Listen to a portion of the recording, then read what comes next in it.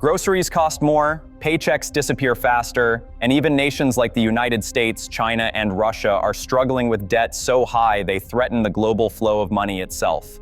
Inflation may be cooling, but everyday life feels squeezed tighter than ever, and nearly $1 trillion in United States interest payments is just the beginning.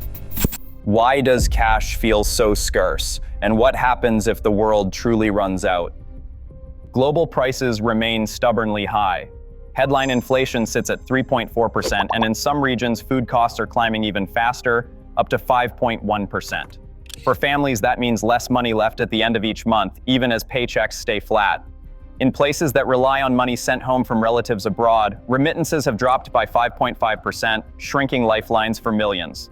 Factories and construction sites are slowing, with industrial output down 3.3% worldwide. Shelves are stocked, but fewer people can afford what they need. The sense of scarcity is not just a feeling, it is written into every receipt and pay stub. Across continents, the question echoes, why does cash seem to vanish faster? And what is making money so hard to hold on to? Central banks sit at the heart of today's scarcity. When prices climb, they reach for the same lever. They raise interest rates. Higher rates make borrowing more expensive for everyone, governments, businesses, and families. But there is a catch. The more rates rise, the more it costs to service existing debt.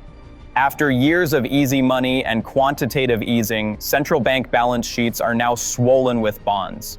As these institutions unwind their holdings, money becomes harder to find and more expensive to borrow. The result is a chain reaction. Governments pay more to roll over trillions in debt, squeezing public budgets. Households face steeper mortgage and credit card bills.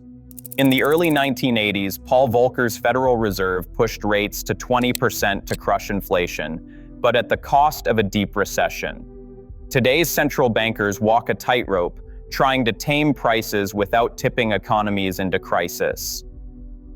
The United States now carries a federal debt above $38 trillion, more than the entire economy produces in a year.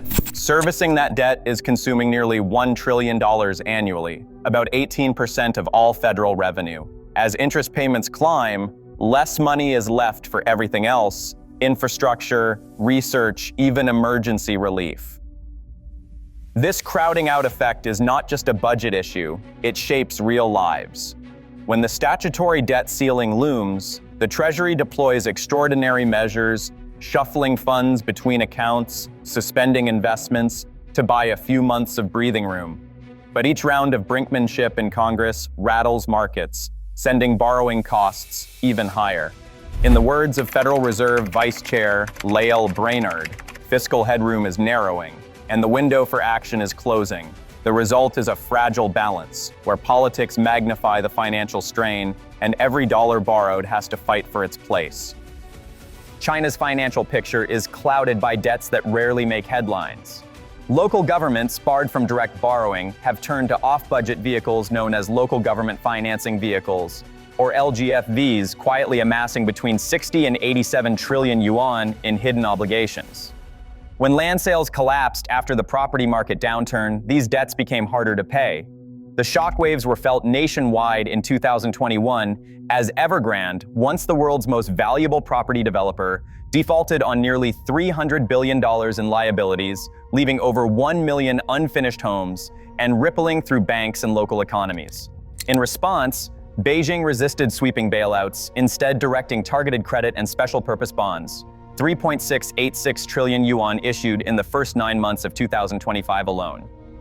As economist Eswar Prasad puts it, China's stimulus options are increasingly constrained by mounting hidden debts.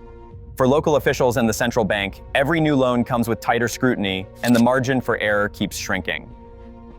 When Western sanctions cut Russia off from global markets in 2022, the country's financial lifeline snapped almost overnight. The Moscow exchange froze trading, access to international capital dried up, and $300 billion in central bank assets were locked abroad. With no way to borrow from the outside world, the Russian finance ministry turned to reserves and the National Wealth Fund. By late 2025, the liquid portion of that fund had shrunk to just 4.2 trillion rubles, barely enough to cover a single year's budget gap. Usable hard currency reserves dropped from over $600 billion before the war to just $86 billion, forcing the government to dip further into gold and ruble-denominated assets. Growth across Russia and its neighbors is projected at only 2.1%, a figure that masks the cost of isolation.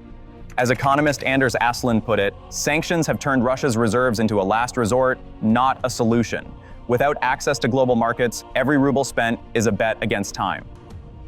Three possible futures stand out, each with its own risks and rewards. In the first, which most forecasters see as the baseline, there is about a 70% chance that inflation cools, debt remains manageable, and growth continues, though at a slower pace. The second scenario brings persistent inflation and sluggish growth, echoing the stagflation of the 1970s. This path could hit savers in countries with fragile property markets the hardest. The third outcome, though less likely, involves a full-blown debt crisis, where high borrowing costs and policy missteps trigger recession. The United States, China, and Russia each face different exposures. America's vulnerability lies in its towering debt. China's is in shadowy local government borrowing. Russia's is in its isolation from global capital. The odds aren't equal, and the consequences for each nation depend on which road the world takes. Watch for credit default swap spreads rising above 150 basis points, reserves dropping more than 8% in a quarter, or the 10-year yields jumping 50 basis points in a week. If these signals flash, consider diversifying savings, reducing debt, and keeping extra cash on hand. Money is tighter, and debt shadows every decision. As global balances shift, the next moves shape everyday life. In scarcity, choices matter more than ever. What path will we choose?